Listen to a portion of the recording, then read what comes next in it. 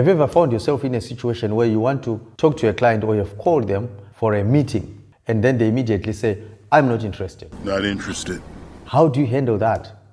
Most people struggle and they don't even know how to react and how to move forward with that kind of a situation. So I want to share with you some 8 ways of handling such a situation, such that it can actually become an opportunity to get to understand what the prospect needs and possibly close the sale. Well, my name is Joseph Mcheriwa and I help organizations and individuals improve their selling skills and sell more and bring in more revenue. So having a prospect who tells you, I'm not interested, can be disheartening. But like I said, it's an opportunity for you to understand more about their needs and possibly close the sale. So when a prospect immediately says, I'm not interested, most of the times you are thrown into that mode, which you call the fight-flight response. When you are faced with danger, there's a part of our brain called the amygdala. It's the one that triggers the fight-flight response. And if you are thrown in physical danger, that's what it does. Even if you are thrown in that dangerous situation, socially, the response is the same. You are placed in the fight-flight mode. So when you are in that mode, you cease to think. That's why you hear people say, okay. You see, you don't know what to say, their brain is frozen. And that part of the brain which thinks, the neocortex, kicks in later.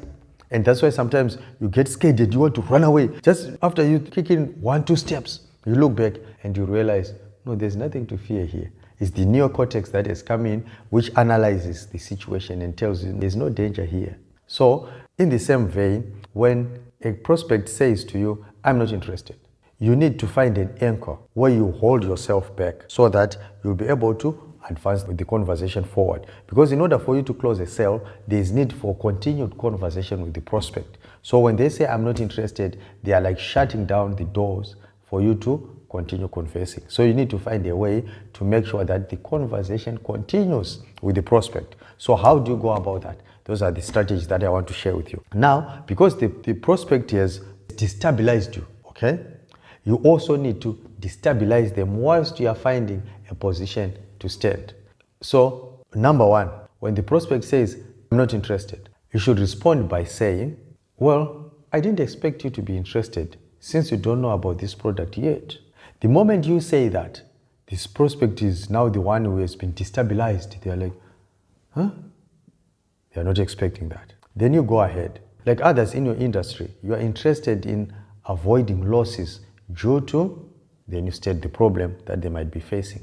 Or like others in your industry, you might be interested in seeing your revenues rise by 30% as a result of, then you state. You see, when you say that, the prospect is likely to want to continue with the conversation with you. Number 2, they say, I'm not interested. Then you can say, I guess you wouldn't be. If you were, you'd probably be calling me instead. You see, that works with a bit of some humor there. And it can also open up the discussion. Number 3, the prospect says, I'm not interested. You may say, well, I get that. Most people aren't at first. That's why we should meet when I'm not calling you, so that we can look at the possible gaps that your team might be having in terms of 1, 2, 3. Then you state. And jointly look at how your team might be possibly throwing money away on a monthly basis. How about Thursday at 2 p.m.? When you say that, you are opening the room for negotiation. You see now, it becomes more difficult for the client to reject the meeting, and also it creates a bit of curiosity for them to want to know, what is it that you want to talk to me about, and what kind of a person is this? He seems to be a different kind of a salesperson. So you open your doors through that way. Then number 4, the prospect says, I'm not interested. What you may need to do there is to acknowledge and ask for clarification. How do you do that? You may say, I'm with you. May I ask, what specifically is not interesting to you about this opportunity to avoid losses on a monthly basis from your team, or to grow your revenue by 30% on a monthly basis? You see, this can open up a dialogue without hesitation. Then number 5, the client says, I'm not interested. You can say, I hear you. May I ask, is there a particular problem that you are facing with? Then you state whatever it is that you would want to talk to them about. Then number 6, prospect says, I'm not interested. You may say, is there something specific about this product or service that doesn't meet your needs? Then as they respond, the conversation is continuing, and you turn the conversation for you to meet and delve into the matter. Then number 7, you may simply say, well, Jonathan, I'm not asking you to make a decision right now. I just want us to meet and explore possible ways through which your team might be losing revenue. Number 8, you may say, well, Jonathan, I'm not trying to sell you anything today. I just want to give you a resource so that when you think about this solution in the future, you have some insights and options. You see, that opens a door. And then the last one, number 8, which is my favorite. The prospect says, I'm not interested. You just repeat what they said with a concerned tone and say, not interested?